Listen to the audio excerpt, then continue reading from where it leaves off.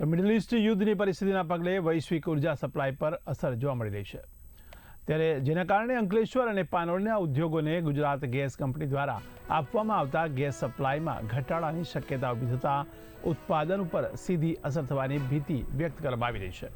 અંકલેશ્વર અને પાનોળી જીઆઈડીસીમાં કેમિકલ અને ફાર્મા ઉદ્યોગકારો માટે ગેસ સપ્લાયમાં ઘટાડાની શક્યતા ઊભી થઈ છે.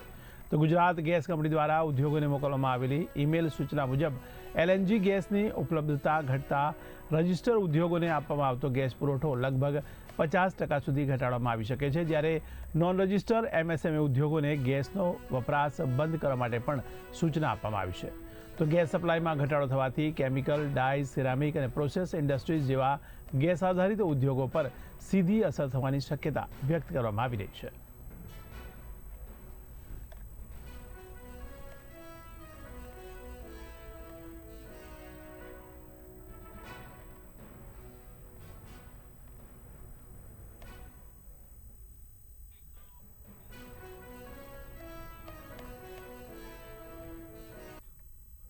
તો જામનગરમાં લાલ બંગલા સામે રણજીત ટાવરમાં આગની ઘટના બની છે. તો જિલ્લા પંચાયત કર્મચારીઓની મંડળીમાં અચાનક આગ ભભૂકી ઉઠી છે.